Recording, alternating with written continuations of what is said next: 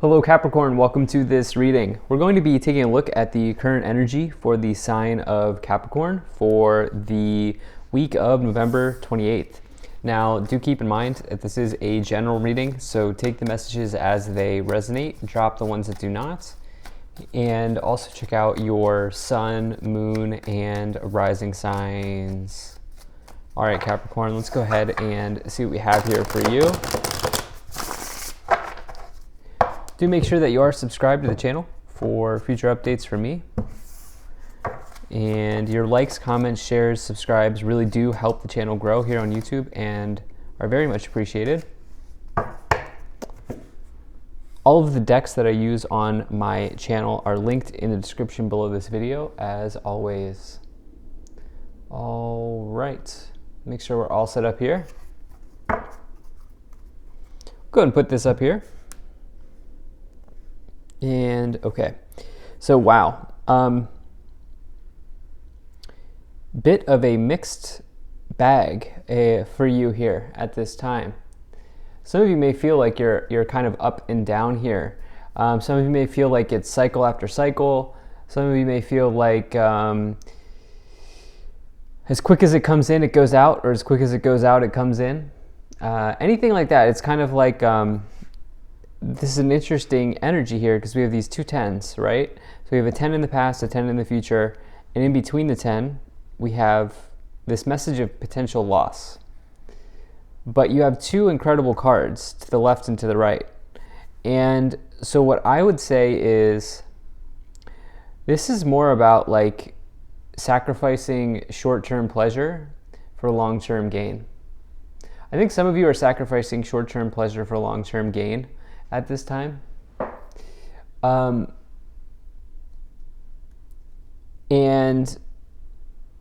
I think that for some of you, you have the potential to really focus on something big here for you. And this could be probably connected to resources or money in some ways.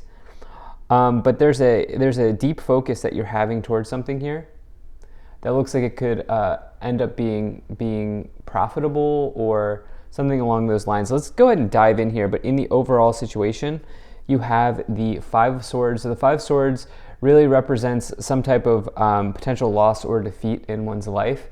But the thing about the Five of Swords is it's totally recoverable. Okay, this is not a doom and gloom scenario. The person in the background here, they are waving their flag, but as you see the sun rays coming out of them, they are not out of the game. Okay, they may be down, but they're not out.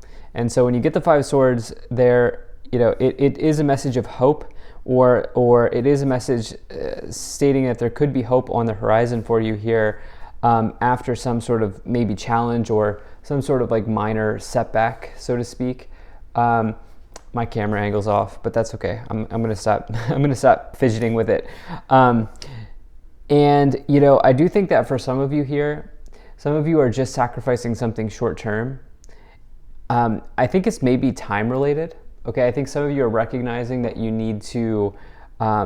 There's some time that you need to put into something, and you may not want to put the time into something, but you're realizing that you have to, and in putting the time into this, whatever this is, you're getting a major outcome for yourself.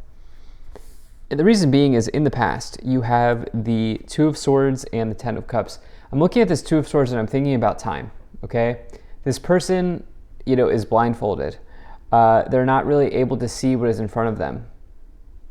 Two of Swords can talk about needing to be brutally honest with yourself.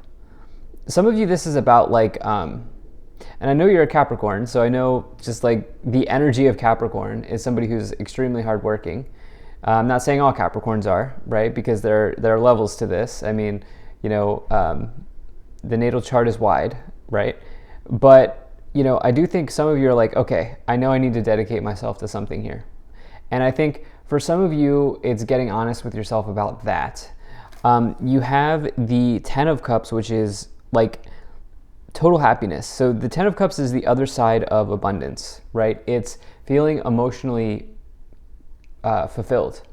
It is a windfall of happiness. It is good family energy. It is pretty much, those periods of time where you're just kind of sitting back, you're kicking back, and you're like, man, how could things get better than this? That's kind of the Ten of Cups energy.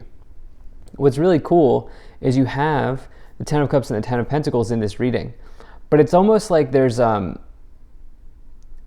of like this, there's something off here, right? There's something that you need to complete. There's something that you need to complete or that you need to do here to fully realize your goal. In the future, you have the Ten of Pentacles and the Queen of Swords. So the Ten of Pentacles is, 10 of Cups, 10 of Pentacles. Hard to find a better combination than that, right? 10 of Pentacles, both of these cards incidentally do relate to family, in some ways. And so there could be a family situation here that you're mediating, or some of you may be setting boundaries with family, by the way, because you have this Queen of Swords, which Queen of Swords would be somebody who would not be afraid to set a boundary. And setting boundaries are hard, but it's sort of just like building a muscle, you can practice doing it. And the more you do it, the better you get at it, type of deal. But, some of you may be setting boundaries with family or people close to you.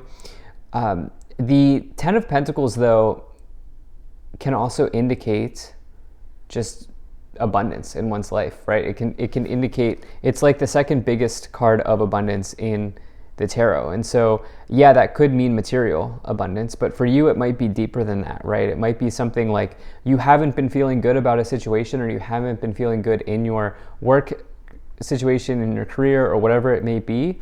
And now you have this new type of abundance where you're bringing in happiness, right? So it really just depends on kind of where you find yourself. But I also think the abundance that's coming forward for you here, which it clearly is one that relates to focus. Because the Queen of Swords is not just somebody who sets boundaries.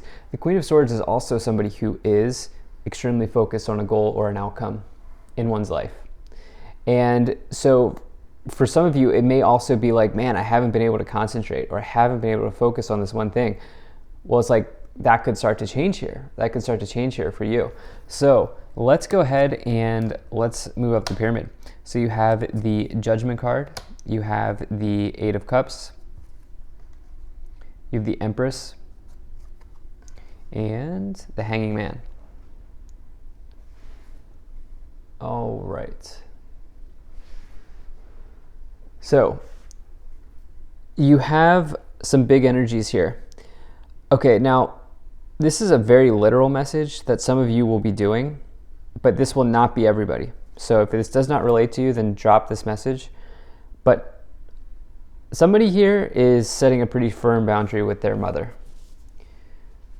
With the Empress card, the Five of Swords, the Queen of Swords, and then this message of family here. But also the Eight of Cups. The reason being is Eight of Cups represents walking away. Queen of Swords represents, like in this case, a boundary. Five of Swords, Two of Swords can indicate conflicts. Some of you are setting boundaries, and for, I don't know, a few of you here, it's probably around quite literally with your mother, that some of you may be setting boundaries on, okay?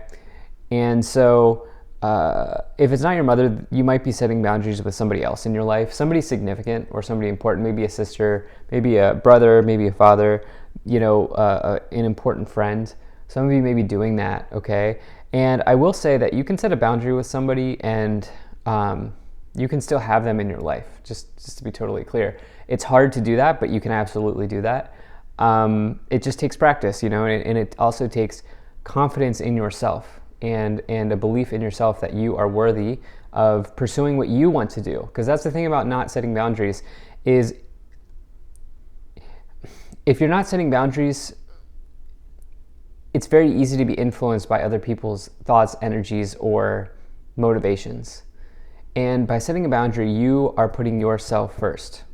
And you are creating space, you're creating energy for you to pursue what you actually want to do in life. Again, this idea of the Queen of Swords, this is probably what this reading is about for many of you. I don't know, for some of you it's your mother, or one of you, but for others of you it's in other areas or with other people. There are boundaries being set here, okay?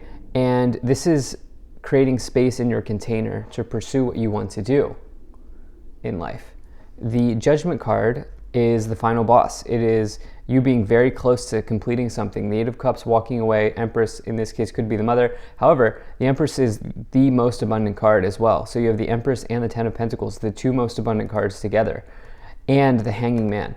Letting go of something or someone here creates major abundance. And who knows how long this will take to happen, but to get the Ten of Pentacles and the Empress together, like close to each other in a future position, is a pretty good sign in tarot. And so, but as is the case in this reading, as is the theme in this reading, there is, I don't know if I want to call it a roadblock. It's more of like a test or something like this. I do like to call the Judgment card a test from the universe, or the final boss, or whatever you want to call it. But it's like there's something that you have to close out here, wrap up, or finish up, or something like this. So let's go ahead and let's take a look at the oracles here. Let's see what we get from the oracle cards. We get two more. Okay, three more. First card that came out, Isis, magic manifesting. Your dreams, visions, and goals are becoming reality. Stay focused. Okay. Another thing I've said in this reading, like the entire time, is something about focus here, showing up for you pretty heavily. And definitely being supported here by the first oracle card. You also here, you have Mary Magdalene, Teacher Awakens. You have something important to share. Follow the inner call. Don't let anything stop you. You have Mahavatar Babaji, Soul Expansion. Your consciousness is expanding. You understand the connections between all things. And then you also have Krishna, Devotion. Trust your spiritual guidance. Your commitment has been recognized. You are loved unconditionally. Pretty awesome oracle cards to pull here. I think that you are also showing up or appearing in someone's life as a teacher. I think that you are appearing in someone's life as a teacher.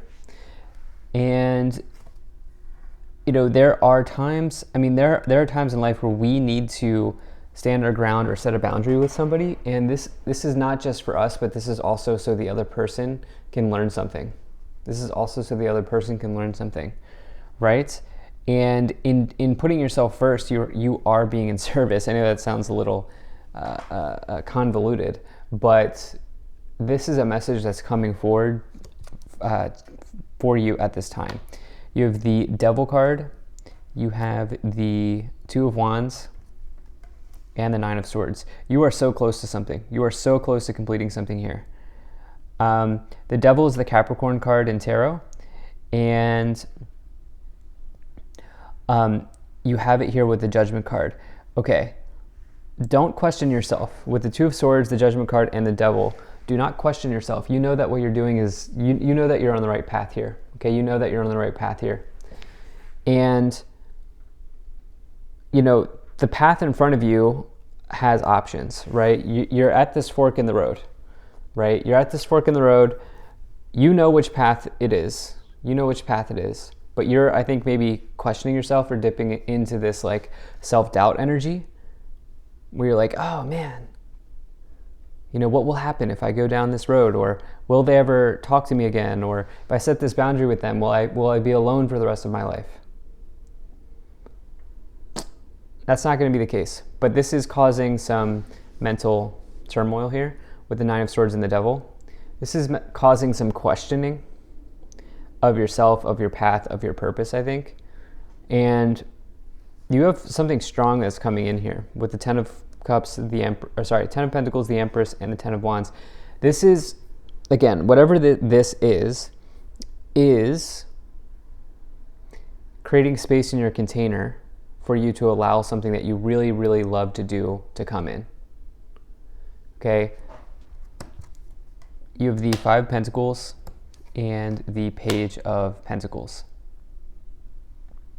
Five of Pentacles in this case is the self-doubt energy with the Two of Swords, the devil, the Judgment, the Devil, and the Five of Pentacles. Five of Pentacles can be sometimes described as like, it can come forward if somebody is feeling unworthy or less than. Okay? And, you know, the cards here, the universe, whatever you want to ascribe meaning to, are really saying that you are worthy of moving in this new direction. And on the other side of this is something very amazing for you. So keep that in mind. Keep that in mind. Page of Pentacles is a good prospect in life. At the top of the pyramid, you have the Three of Swords. Yeah, this is about what happens next.